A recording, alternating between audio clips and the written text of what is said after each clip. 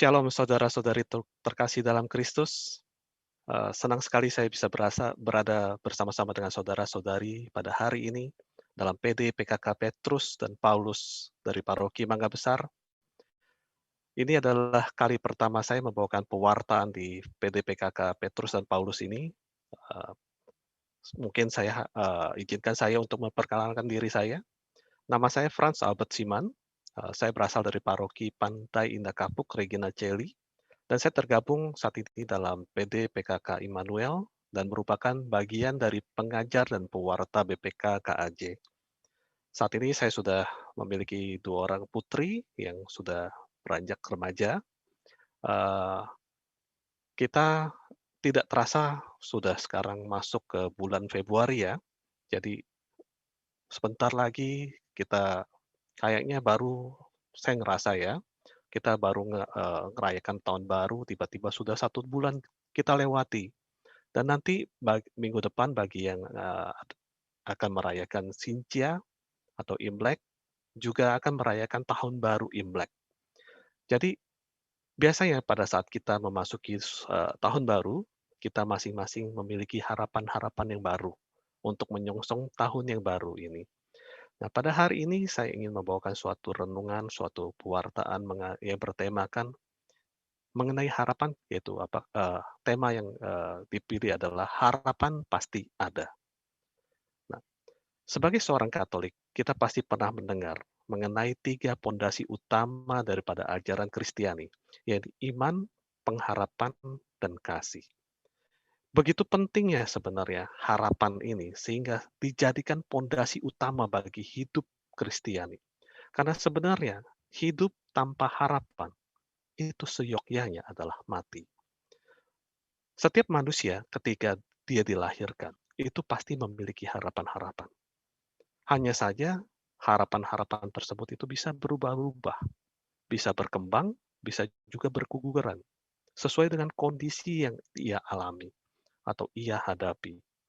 Nah, sebenarnya apa sih sebenarnya harapan itu? Nah, harapan adalah suatu keinginan akan sesuatu yang baik yang belum terjadi dan belum kita lihat.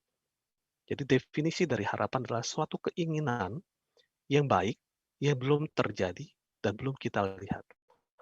Kalau sudah terjadi, ya tidak lagi menjadi harapan, itu adalah kenyataan. Saya ambil contoh seperti ini. Dulu waktu masih single, saya berharap untuk mendapatkan pacar yang cantik, ya. Nah, setelah saya mendapatkan pacar yang cantik, harapan saya berkembang. Jadi saya sekarang harapan saya adalah, saya berharap dapat menikahi pacar saya yang cantik tersebut. Nah, setelah saya berhasil menikahi pacar saya yang cantik, kemudian harapan itu berkembang kembali. Dan saya berharap ini, itu. Jadi harapan itu akan berkembang dan juga ada juga yang berguguran. Sehingga hal penting sebenarnya untuk membedakan suatu harapan itu membedakan manusia itu bukan apakah ia sebenarnya memiliki harapan atau tidak atau besar kecilnya suatu harapan. Tetapi yang tidak kalah penting adalah sebenarnya apakah harapan yang ia miliki adalah harapan yang benar dan kepada siapa ia menempatkan harapan tersebut. Pada umumnya, orang lebih sering menempatkan harapannya pada manusia, pada dirinya sendiri, kepada orang tua, kepada teman, kepada atasan, kepada dokter, bahkan kadang-kadang kepada dukun. Dan seringkali juga fokus daripada harapan itu adalah pemuasan dari hasrat dirinya sendiri. Dan ia mau berjalan seturut dengan kehendaknya dan rancangannya. Mungkin izinkan saya untuk share screen ya, untuk bisa memberikan bacaan yang lebih baik. Oke, sudah terlihat ya? Oke, baik. Pada kesempatan ini saya ingin mengajak kita semuanya untuk melihat dan belajar sebenarnya mengenai harapan itu yang benar menurut Tuhan itu apa sih sebenarnya. Nah, untuk memulai renungan pada hari ini, saya ingin minta bantuan daripada mungkin Pak Pak Willy ya, untuk bisa membacakan suatu bacaan dari Yeremia 17 ayat 5 sampai 8. Nah, sebelum dibacakan oleh Pak Willy mungkin, perkataan, atau, eee eee firman yang disampaikan ini adalah sebenarnya perkataan Tuhan, yang disampaikan melalui Nabi Yeremia. Jadi Tuhan berbicara langsung sebenarnya kepada kita melalui perantaraan Nabi Yeremia. Boleh saya minta bantuan Pak Willy atau host untuk bisa membacakan Yeremia 17 ayat 5 sampai 8. Oke. Silakan. Pembacaan dari kitab Yeremia bab 17 ayat 5 sampai 8. Beginilah firman Tuhan. Terkutuklah orang yang mengandalkan manusia, yang mengandalkan kekuatannya sendiri, dan yang hatinya menjauh daripada Tuhan. Ia akan seperti semak bulus di padang belantara. Ia tidak akan mengalami datangnya keadaan baik. Ia akan tinggal di tanah angus di padang gurun, di negeri padang asin yang tidak berpenduduk. Diberkatilah orang yang mengandalkan Tuhan, yang menaruh harapannya pada Tuhan. Ia akan seperti pohon yang ditanam di tepi air, yang merambatkan akar-akarnya ke tepi batang air, dan yang tidak mengalami datangnya panas terik, yang daunnya tetap hijau, yang tidak khawatir dalam tahun kering, dan yang tidak berhenti menghasilkan buah. Demikianlah sabda Tuhan. Syukur. Syukur pada Allah. Terima terima kasih Pak Willy. Kalau kita lihat firman ini dibagi, 2 segmen. Segmen yang atas adalah Tuhan berkata kepada kita, "Terkutuklah orang yang mengandalkan manusia." Perkataan seperti itu. Jadi Tuhan mengatakan terkutuklah, dan di situ banyak, hal-hal yang tidak baik yang, akan terjadi pada saat orang mengandalkan manusia. Tapi kita akan berfokus pada segmen yang kedua, di mana diberkatilah orang yang mengandalkan Tuhan. Nah, sebenarnya firman Tuhan yang berasal dari Yeremia 17 ayat 5 sampai 8 ini adalah firman Tuhan yang sangat luar biasa. Karena apa? Tuhan berjanji kepada orang yang mengandalkan Tuhan dan yang menaruh harapannya kepada Tuhan bahwa segala aspek kehidupannya akan diberkati oleh Tuhan. Banyak hal-hal baik yang akan Tuhan berikan kepada orang-orang yang mengandalkan Tuhan. Sebenarnya dengan kata lain, ini adalah rahasia kesuksesan yang dikuakkan oleh Tuhan kepada kita. Bagaimana kita seharusnya menempatkan harapan kepada sumber kehidupan, yakni Tuhan yang Maha Kuasa. Kita harus mengandalkan Tuhan dulu, bertumpu dulu kepada Tuhan, baru kita bisa menaruh harapan kita kepada Tuhan. Nah, sekarang pertanyaannya adalah sebenarnya, bagaimana cara kita mengandalkan dan bertumpu kepada Tuhan? Kalau tadi bilang, kita harus menaruh harapan kepada Tuhan. Caranya gimana? Dia bilang. Kita akan bertanya-tanya. Sebenarnya, kalau tadi kita perhatikan, ayat yang sebelumnya, ada kalimat-kalimat yang saya kuningkan. Kalimat-kalimat yang saya kuningkan itu sebenarnya Tuhan memberikan kita pedoman, step by step, apa yang harus kita lakukan, bagaimana caranya kita mengandalkan Tuhan. Mari kita baca yang pertama. Ya. Dikatakan seperti ini, ia akan seperti pohon yang ditanam di tepi aliran air. Artinya, kita akan menjadi pribadi yang selalu dekat dan melekat kepada Tuhan. Sehingga Tuhan yang menjadi sumber kehidupan kita. Sebab Yesus adalah air kehidupan itu sendiri. Kalau dilihat dari gambar yang ada di dalam presentasi, itu ibaratnya suatu pohon besar yang ditanamkan di dekat tepi aliran air. Bagi pohon yang besar itu, air adalah sumber kehidupan dia. Dan bagi kita manusia, sumber kehidupan kita adalah Yesus sebagai air kehidupan itu sendiri. Pada Yohanes 4 ayat 13 sampai 14, waktu ketika Yesus bercakap-cakap dengan seorang perempuan Samaria yang hendak menimba air sumur, Yesus berkata kepadanya seperti ini, "Barang siapa minum air ini, ia akan haus lagi, air di sumur itu. Tapi barang siapa minum air yang akan kuberikan kepadanya, ia tidak akan haus untuk selama-lamanya. Sebaliknya, air yang akan kuberikan kepadanya akan menjadi mata air di dalam dirinya yang akan terus-menerus memancar sampai kepada hidup yang kekal. Yesus ingin menekankan kepada wanita Samaria ini seperti apa? Bahwa carilah air kehidupan itu. Kalau air yang ada di dunia ini, itu hanya sifatnya sementara. Tetapi air yang akan diberikan Tuhan kepada kita adalah air yang akan memuaskan dahaga kita selama-lamanya. Dan ia tidak akan haus lagi. Dikatakan seperti itu kepada Tuhan. Nah, orang yang hidupnya melekat kepada Tuhan, dalam hidupnya biasa tidak terlepas dari 3 hal. Hal yang pertama adalah doa. Hal yang kedua adalah firman Tuhan. Dan hal yang ketiga adalah pelayanan. Artinya membagikan kasih kepada orang. Nah, Tuhan mengatakan, tinggallah, jadilah pohon yang ditanam dekat tepi aliran air tersebut. Artinya, step pertama yang diajarkan Tuhan adalah kita sebagai manusia diminta untuk tinggal dekat dengan sumber kehidupan itu sendiri. Artinya dekat kepada Tuhan. Itu step pertama yang disampaikan oleh Tuhan. Kemudian kita coba lihat lagi step yang kedua. Dikatakan begini di ayat berikutnya. Ia merambatkan akar-akarnya ke tepi batang air.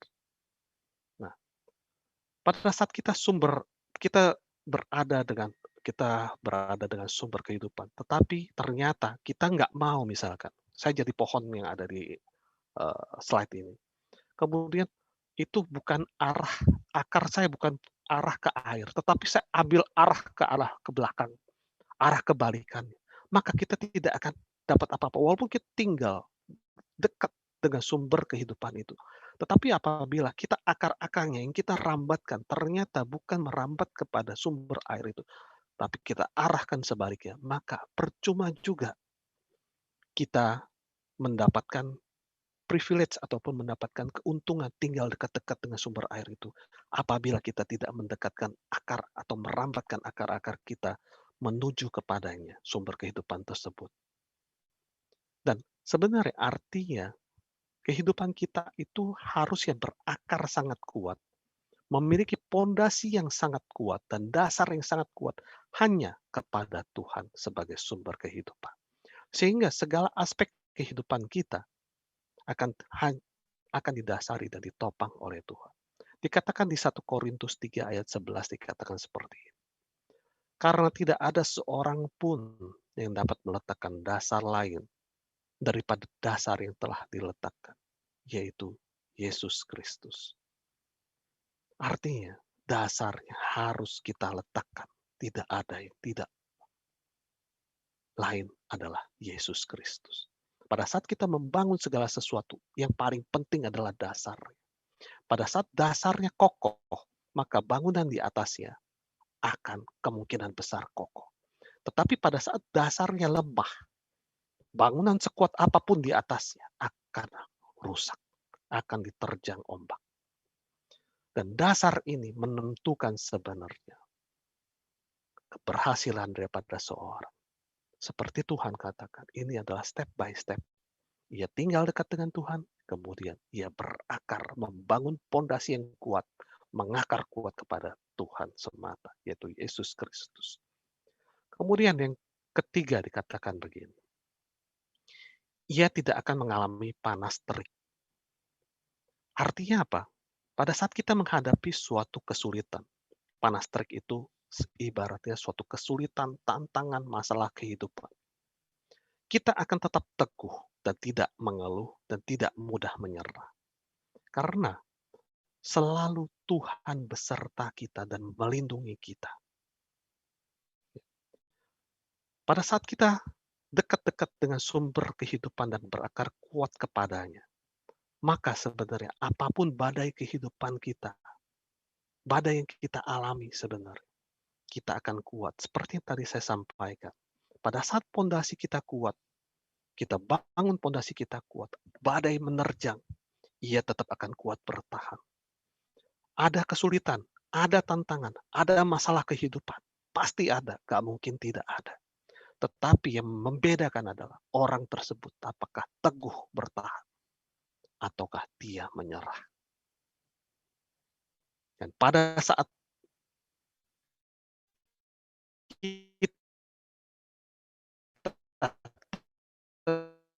teguh bertahan, maka itulah janjinya. Di dalam Yesaya 41 ayat 13 dikatakan seperti itu.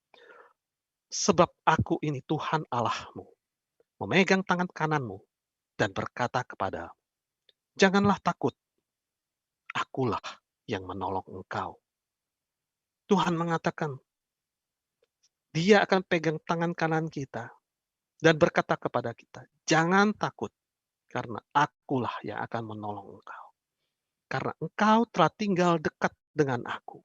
Engkau telah berakar kuat dengan aku. Dan pada saat kita menghadapi badai, panas terik, maka tangan Tuhan yang akan menolong kita. Inilah janji Tuhan, step ketiga. Kemudian apa lagi yang dikatakan? Ia akan seperti daun yang tetap hijau, dikatakan. Artinya apa? Artinya kehidupan kita akan mencerminkan hidup yang penuh kesejukan dan keteduhan, seperti fungsi dari daun. Dan hanya bisa kita dapatkan melalui cara hidup yang suci dan kudus. Sehingga kehidupan kita benar-benar memuliakan Tuhan. Hidup suci dan kudus sebenarnya adalah buah daripada yang kita terima pada saat kita telah tinggal dekat dengan sumber kehidupan, berakar kuat kepadanya, menerima penyertaan dan perlindungan daripadanya, sehingga sama seperti daun yang akan hijau, menjadi hasil daripada pohon yang berakar kuat dari sumber air. Demikian juga kita akan diberikan kesejukan, diberikan keteduhan atas walaupun situasi seperti ini, situasi pandemi seperti ini, kita tidak akan mengalami sesuatu kayak kekeringan, sesuatu kayak kesulitan yang besar yang tidak bisa kita handle. Tapi Tuhan tetap akan memberikan kesejukan dan keteduhan kepada kita. Jadi hidup kudus itu tidak lagi dipandang sebagai kewajiban. Hidup kudus itu akan dipandang sebagai pemberian dari rasa syukur kita yang kita terima daripadanya atas apa yang telah diberikan Tuhan kepada kita. Di dalam 2 Timotius 2 ayat 21 dikatakan seperti ini. Jika seorang menyucikan dirinya dari hal-hal yang jahat, ia akan menjadi perabot rumah untuk maksud yang mulia. Ia dikuduskan, dipandang layak, untuk dipakai tuannya, dan disediakan untuk setiap pekerjaan mulia. Pada saat kita hidup kudus, maka hanya tinggal waktu saja Tuhan akan memakai kita untuk pekerjaan-pekerjaan yang mulia, yang akan memberkati kita. Itu yang dikatakan di dalam 2 Timotius 2. Tahap yang selanjutnya adalah yang kelima. Dikatakan nih, ia tidak akan khawatir dalam tahun kering. Artinya, kita selalu percaya akan janji Tuhan dan jaminan Tuhan. Sehingga kita menjadi pribadi yang senantiasa bersyukur dan bersukacita. Sebab kita percaya bahwa pengharapan di dalam Tuhan itu tidak pernah mengecewakan kita. Ini sama seperti Yusuf yang Tuhan persiapkan untuk mengatasi musim kemarau panjang di Mesir dan Kanaan. Tetapi jalan yang dijalani oleh Yusuf bukanlah jalan yang mudah. Tetapi Yusuf selalu di dalam perlindungan Tuhan. Tuhan memiliki rencana besar bagi Yusuf. Dan adalah porsi Yusuf untuk melakukan segala sesuatu seturut dengan kehendak Tuhan. Maka ia tahu bahwa ia tidak akan khawatir di tahun-tahun kering. Karena Tuhan telah menyiapkan segala sesuatu yang diperlukan oleh anak-anaknya yang tinggal dan berakar kuat kepadanya. Dalam 1 Petrus 5 ayat 7 dikatakan seperti ini. Serahkanlah segala kekhawatiranmu kepadanya, sebab ia yang memelihara kamu. Pada saat kita mengalami segala sesuatu, kayak ketidakpastian seperti kondisi kita saat ini menghadapi pandemi, serahkan segala kekhawatiran kita kepadanya, sebab Ia yang memelihara kamu.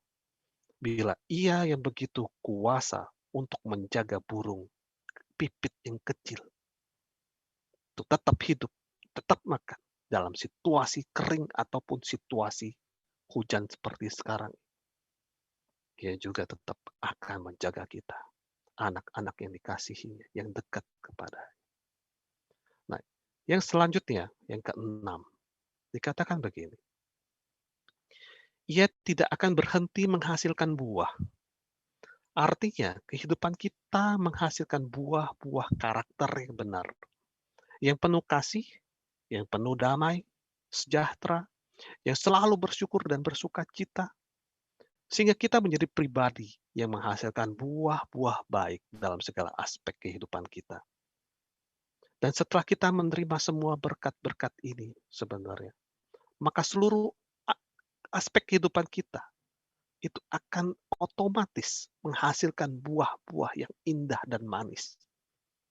Kalau seperti pohon yang rindang tersebut, kalau pohon itu adalah pohon buah, maka ia akan menimbulkan buah-buah yang besar-besar, buah-buah yang indah, buah-buah yang manis. Dan ia akan menjadi sumber berkat bagi orang-orang di sekitarnya. Begitu juga dengan kita. Pada saat kita lakukan tahap demi tahap tadi yang Tuhan ajarkan kepada kita, maka hanya tinggal menunggu waktu di mana ia akan menghasilkan buah-buah baik dan ia akan menjadi sumber berkat bagi orang-orang di sekitarnya. Dikatakan dalam Matius 12 ayat 33 seperti ini. Jikalau suatu pohon kamu katakan baik, maka baik pula buahnya. Jikalau suatu pohon kamu katakan tidak baik, maka tidak baik pula buah. Sebab dari buahnya pohon itu dikenal. Jadi kita pada saat kita menerima tahapan-tahapan yang diajarkan oleh Tuhan, ini sebenarnya seperti rahasia besar yang Tuhan berikan kepada kita. Dia katakan, Frans, lakukan ini. Maka tahap demi tahap akan membawa kita kepada suatu berkat-berkat melimpah. Buah-buah besar dan indah. Dan endingnya, saya dan juga saudara-saudari semua akan menjadi berkat bagi orang-orang di sekitar kita. Sehingga semakin kita mengandalkan Tuhan, menaruh harapan kita hanya kepada Tuhan, tidak menjauh daripada Tuhan, maka semakin besar anugerah yang janji-janji Tuhan berikan dalam kehidupan kita. Saat ini saya ingin membagikan suatu kesaksian di dalam hidup saya.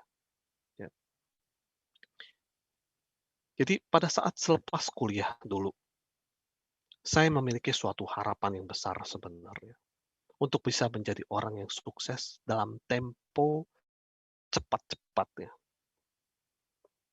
Jadi anak muda namanya baru lulus ya.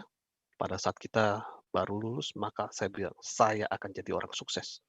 Saya akan mengejar cita-cita saya, harapan saya, dengan waktu secepat-cepatnya, dengan kerja keras. Sehingga besar ini sebenarnya memacu saya untuk melakukan segala sesuatu yang diberikan kepada saya dengan sebaik-baiknya. Pada saat saya terima tugas, saya akan kerjakan maksimal dan saya akan berikan nilai lebih kalau bisa. Namun selepas kuliah tersebut, ya, tanpa saya sadari, saya tumbuh menjadi orang yang sangat egois dan juga sangat sombong. Saya menganggap bahwa diri sayalah yang akan menjadi penentu atas setiap keberhasilan saya. Jadi bukan lagi saya menaruh harapan saya kepada Tuhan, tetapi sayalah yang mengendalikan masa depan saya. Berhasil atau gagal, itu ada di tangan saya. Itu ada di dalam usaha saya. Itulah mindset saya waktu saya masih baru lulus.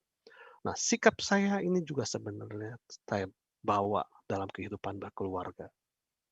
di mana pada tahun awal-awal pernikahan kami, saya menciptakan neraka kecil bagi istri saya. Karena istrinya apa? Itu adalah tuntutan-tuntutan agar istri saya menjadi sempurna seperti yang saya inginkan. Kalau tidak bisa, maka beberapa kali saya katakan, saya akan tinggalkan dia. Begitu sombongnya diri saya, begitu egoisnya diri saya, sehingga saya menjadi sosok yang tadinya orang yang tinggal dekat kepada Tuhan. Karena harapan yang begitu besar, tetapi saya tempatkan kepada diri saya sebagai penggerak daripada harapan itu. Saya berubah menjadi seorang monster mungkin. Nah, situasi seperti ini saya jalani terus. Sampai suatu hari Tuhan mengajarkan saya mengenai harapan yang benar. Ya. Pada suatu pagi, ya, seperti biasa saya waktu saya berangkat bekerja, semuanya normal. Saya siap-siap untuk bekerja. Pada saat saya lagi sisiran, kemudian saya lihat ke cermin. Saya lihat, loh kok di muka saya ada jerawat? Jerawatnya beberapa. Saya jarang jerawatan. Nah ini beberapa jerawatnya. Nah saya bingung. Kok sekali datang rombongan. Tapi cowok, nggak terlalu pusing. Namanya jerawatan biasa saja. Seminggu berlalu ternyata titik-titik merah di muka saya itu tidak pecah. Tidak ada matanya di jerawat itu. Seperti kalau jerawat kan kalau udah mau itu kan dia ada titiknya, kuningnya. Tetapi jerawat ini kemudian melebar, menutupi sepertiga wajah saya. Jadi makin merah, merahnya itu menutupi sepertiga wajah saya sebelah kiri. Sehingga saya jadi khawatir, oh kok ini kayaknya aneh nih, nggak biasa nih. Maka saya putuskan untuk mengkonsultasikan kepada dokter kulit. Ketika memeriksa saya, dokter kulit itu terus mengulang beberapa tes sensitivity. Jadi yang dilakukan adalah dia ambil kapas, terus dia oleskan ke muka saya yang merah tersebut. Dia tanya, kamu ada rasa? Enggak, saya bilang. Kapas di itu nggak ada rasa. Kapas kan tipis, saya bilang. Terus dia ketuk leher saya sebelah kiri ini. Setiap kali dia ketuk, maka seperti ada aliran listrik mengalir di kepala saya. Ser, ser, ser. Saya tidak pernah mengalami itu. Setiap kali saya ketuk sekarang pun saya tidak mengalami apa-apa. Tapi pada saat saya sakit itu, saya diketuk sama dokter. Tiba-tiba ada aliran listrik mengalir di kepala saya. Kemudian dokter itu mulai bingung. Dia bilang. Terus dia panggil teman sejawatnya yang berpraktek di sebelah. Dia bilang, tolong kamu cek pasien saya ini. Dokter yang kedua itu melakukan hal yang sama, tes tersebut. Kemudian mereka berdiskusi, dan kemudian mereka menyampaikan kepada saya bahwa berdasarkan diagnosa mereka, dikatakan bahwa saya menderita kusta. Saya bilang, what dok? Saya bilang, kamu menderita kusta dari diagnosa yang dilakukan oleh dokter. Saya bilang, ini dokter sembarangan, saya bilang. Ini dokter nggak benar ini, saya bilang. Mana mungkin saya yang sehat begini, dibilang sakit kusta. Ditanya, Bapak silsilah keluarganya ada yang sakit kusta? Gak ada, saya bilang. Bapak dari daerah mana? Gak ada, saya kerja di Jakarta, saya bilang. Saya nggak kemana-mana. Terus kenapa saya bisa dibilang sakit kusta? Saya marah saat itu. Saya bilang, saya nggak terima. Ini dokter sembarangan diagnosa, dia nggak tahu efek daripada diagnosa dia apa terhadap psikologisnya saya. Kemudian karena saya tidak percaya akan opini daripada diagnosa daripada dokter itu, saya pergi mencari second opinion. Sekarang saya pergi ke dokter spesialis kulit yang ternama. Ada di Jembatan 5, mungkin kalau yang wanita tahu ya, dokter ini siapa. Nah, kemudian saya sampaikan bahwa saya menderita ini dan kemudian dokter itu melakukan tes dan kebetulan tesnya juga sama. Dan dokter itu mengkonfirm bahwa saya sakit kusta. Saya seperti disambar petir pada saat saya menerima 3 dokter yang menyatakan bahwa saya sakit kusta. Saya bilang, ini impossible. Dokter tersebut mengatakan, saya akan resepi obat ini cukup keras, dia bilang. Kamu harus minum obat ini, karena kalau tidak kamu minum, maka kamu bisa menulari orang-orang di sekitar kamu. Tolong pisahkan, dia bilang. Tolong pisahkan barang-barang yang kamu gunakan. Gelas, piring, sendok, handuk, gosok gigi terutama. Semuanya kamu pisahkan, karena kamu membawa bibit kusta ini. Dan orang bisa tertular. Waktu itu, istri saya wanita. Anak saya yang perempuan, wanita. Sedang mengandung anak saya yang kedua di dalam kandungan. Dan juga perempuan. Saya sebagai suami dan sebagai ayah tidak akan pernah rela dan tidak pernah akan mungkin mau melihat gara-gara ayahnya yang sakit kusta ini menulari anak-anak saya, istri saya. Saya sampai katakan kepada istri saya, lebih baik saya pergi ke tempat terpencil. Saya akan hidup di situ, saya akan kerja dari situ. Tapi saya nggak usah dekat-dekat kamu. Sampai saya sembuh.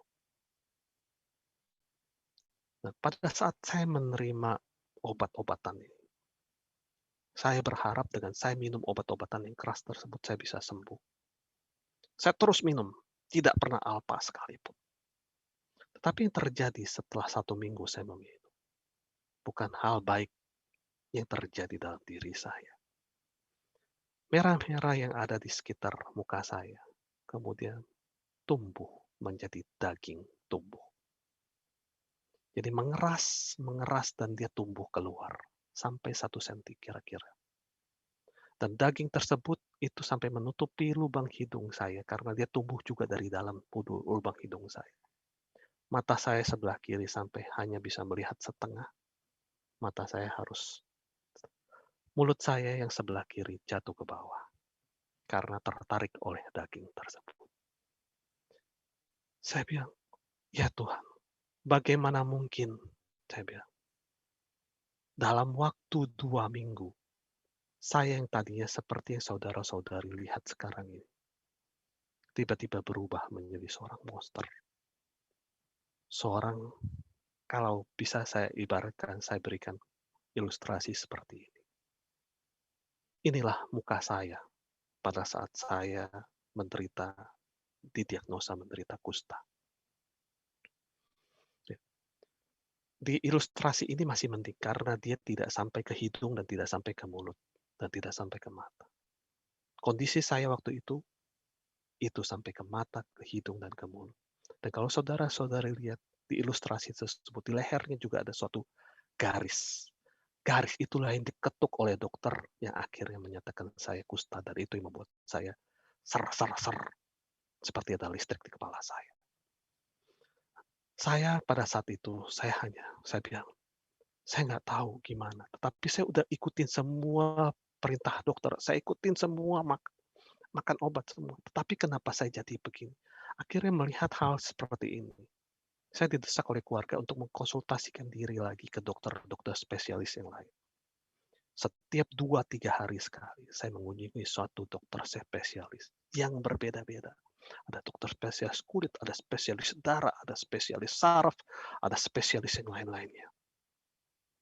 Terus, setiap dokter mendiagnosa saya berbeda-beda.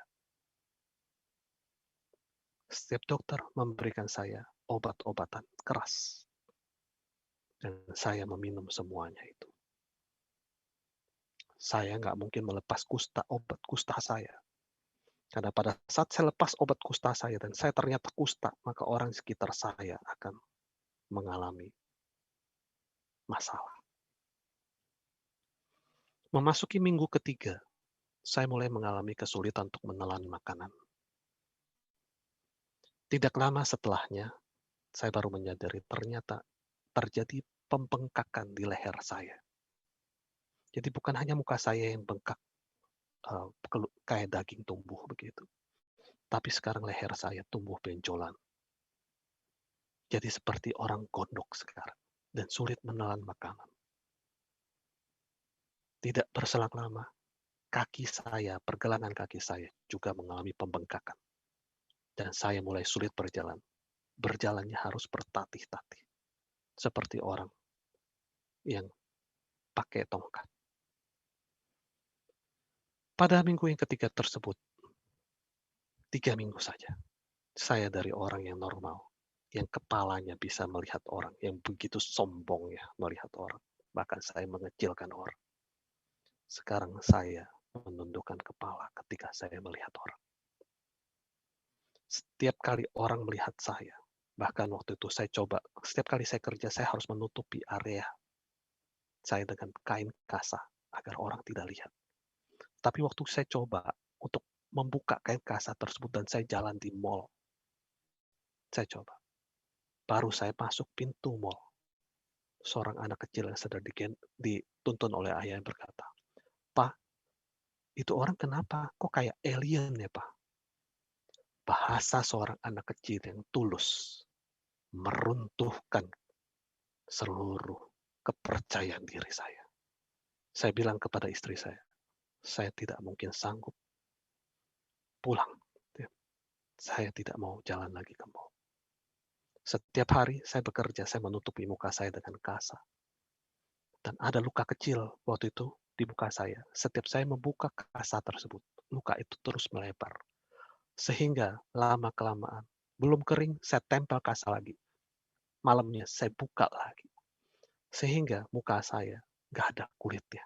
Yang bengkak itu semua nggak ada kulit. Setiap hari saya harus tidur dengan bantal yang berdarah pada pagi harinya. Itulah kondisi yang saya alami pada saat itu.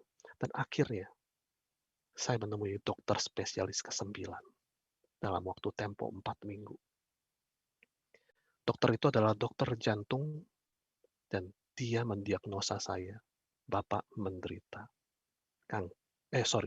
dokter kanker. Maaf. Bapak menderita sakit kanker kulit ganas, dia bilang.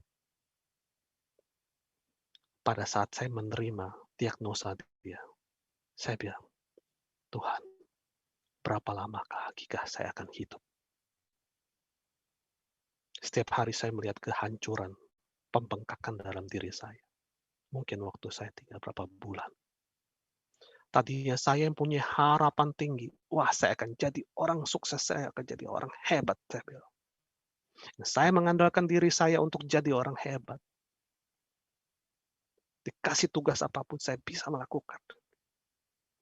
Tapi pada saat itu terjadi, saya menghadapi bahwa saya mungkin tinggal berapa bulan lagi ada di dunia. Benar-benar. Akhirnya lutut saya yang sombong ini tidak bisa menahan lagi. Saya jatuh terlungkup di bawah. Saya dan istri saya hanya bisa berdoa kepada Tuhan. Saya katakan begini kepada Tuhan. Seperti yang Ayub katakan di dalam 2 ayat 10. Apakah kita mau menerima yang baik daripada Allah, tetapi tidak mau menerima yang buruk daripada Tuhan? Bila Engkau memang waktunya saya sudah harus pergi dari dunia ini, saya minta kepada Tuhan, Kau jaga istri, Kau jaga anak-anak saya, kedua anak saya, yang satu masih dalam kandungan. Kau jaga mereka, Tuhan. Namun bila Tuhan, Engkau berkehendak, Tuhan, memberi saya waktu lebih, izinkan saya untuk membesarkan anak saya dengan tangan saya sendiri, Tuhan. Pada saat itu saya melihat anak saya sedang tidur terpulas, tetapi tidak ada dari kami yang bisa tidur. Malam itu kami berdoa dan kami berseru. Saya katakan, Yesus anak Daud, kasihanilah kami. Yesus anak Daud, kasihanilah kami. Yesus anak Daud, kasihanilah kami. Sepanjang malam, hingga pada akhirnya kami kelelahan dan kami tertidur. ternyata pada saat kita menempatkan harapan kita kepada Tuhan, Tuhan tidak tinggal diam. Ia mendengar seru dan doa kami. Ia membimbing kami untuk menerima rahmat dan kemurahan dengan caranya sendiri. Ia mempertemukan saya yang saat itu beragama Kristen dan istri saya yang beragama Buddha dengan pelayan-pelayannya. Yang saat ini saya masuk di dalam komunitas yang dipimpin oleh Ibu Edith Witoha. Melalui perantaraan doa hamba-hambanya, Tuhan berkenan untuk bekerja, menyatakan kemuliaan-Nya di dalam diri saya. Beberapa hari semenjak pelayanan doa itu, saya mulai melihat pelan-pelan, perlahan-lahan, pembengkakan yang ada terjadi dalam diri saya mulai berhenti. Dan ternyata perlahan-lahan mulai mengecil. Dan Tuhan benar-benar begitu menyayangi saya. Sehingga dulu yang saya seperti yang harusnya sudah tidak ada di dunia ini. Ia masih mau memakai saya yang tidak ada apa-apa ini. Orang penyakit kusta ini. Untuk membawakan pewartaan ini kepada saudari-saudari semua.